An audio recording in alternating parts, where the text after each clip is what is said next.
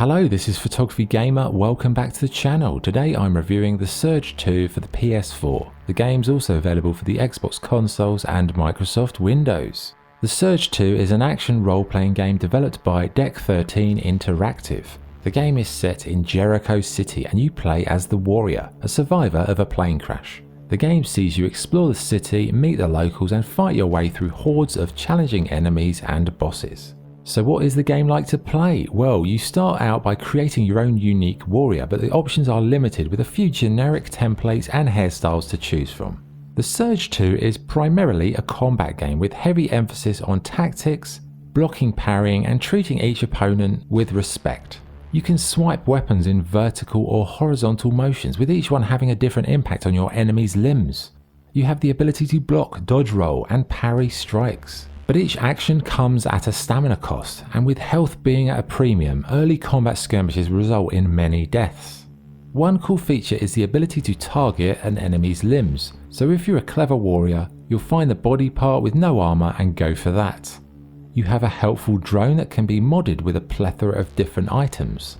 There's a battery power system with multiple uses and a wide array of weapons you can find throughout the adventure. Whether you're looking for blunt items to bludgeon your foes with, saw blades for decapitations, or something with a little bit of both. With the game being a Souls-like, the bosses are usually the most impressive part of the combat, but here I have to say, on the whole, the boss fights were a little bit underwhelming. That's not to say that there aren't a couple of standouts, there are, but overall, it doesn't seem like the effort's been put in across the board. The camera system also can be a bit of a disaster when you're fighting some of the really large bosses as well. When you die in the Surge, you lose your scrap, which is the currency used to level up. But if that wasn't bad enough, you've got a time limit to collect it after death, or it is gone for good. I honestly don't think this feature really helps the game. It's already tough enough, like why put a time limit on it? I don't get it. As I said, scrap can help you level up, which can be done at medbays. The more you level up, the greater your core power becomes, with core power dictating your loadout potential. Now, you will have to grind a bit in the Surge 2 to advance your statistics, but the grind is a bit more interesting due to the ability to cut off enemy limbs. Chop off a limb with gear on it, and you will learn a schematic, go to the medbay, craft it, wear it, done. So you'll be wandering around looking for enemies, cutting off their heads, their limbs, their arms, legs, torsos, pretty much everything, in order to kit yourself out with some really snazzy gear.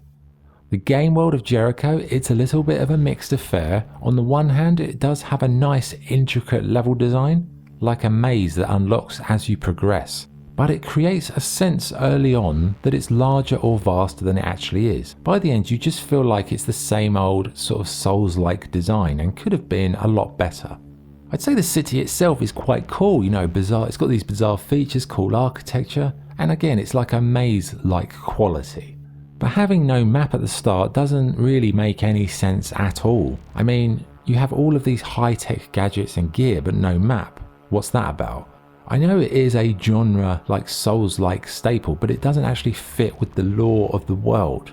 It's not the Dark Ages, it's sci-fi future. Surely you would have a map, no? Finally, on gameplay, let's talk about the story. Well, story-wise, it's an absolute shit show. It feels like a complete mishmash of ideas with none really correlating with any of the others. Add to that the NPCs you meet are absolutely laughable, and not in a good way. Like you've got characters who feel like they're leftovers from The Hobbit, a London mob movie and something out of a B-movie horror disaster. It just leaves you thinking, why am I even here? Like what is the point? What am I doing? And I really wish these sorts of games would include a good story because, you know what, it might make the process of playing it have some purpose, other than just let's have a fight with some difficult enemies. Graphically, the Surge 2, it's pretty underwhelming and barely an improvement on the first game. The environments lack texture detail, the character models, they're a little bit bare bones, and the animation does need work again. Saying that, lighting is good, nicely handled, but I feel like they could have done a lot more work on the game visually. In terms of sound, I did enjoy the music, which seems to have had a little bit more work put into it than the actual sound effects. And do not get me started on the voice acting, for goodness sakes. Oi, Governor! I can see your confusion. Say, Okay, what's good and what's bad? What's good? The combat is satisfying, collecting weapons and armor from dead foes makes the grind more palatable, the game world, although a genre staple, is intricately designed, and the music is well suited. What's bad? The boss fights are disappointing, the game has too much repetition, story-wise, it's awful, and the NPCs are possibly the worst NPCs I think I've ever encountered. And again, it just lacks any innovation or considerable improvement for a sequel. So what is the verdict? The Surge 2, it's another solid addition to the Souls-like genre, but in the end, once you've played one, you've kind of played them all. It doesn't feature anything new, any surprises or innovations. You know, you have challenging melee duels, a couple of nice bosses, a game world that's intricate, decent progression system, no map, and a story that's an absolute disaster. I would say the biggest problem is it's just a bit too similar to the Surge 1, but I feel like the Surge 1 was a much better game actually. I think it was more concise and a better story, even though the story wasn't great. Compared to this one, it was. It also feels a bit inconsistent, you know, with a strong start, but it fades off the further you progress. Kind of feels like, you know, the developers started with really good intentions on the Surge 2, then, you know, time passes, the budget kind of thins out, then they just rushed out the second half of the game with reused assets, duplicated boss fights, that kind of stuff.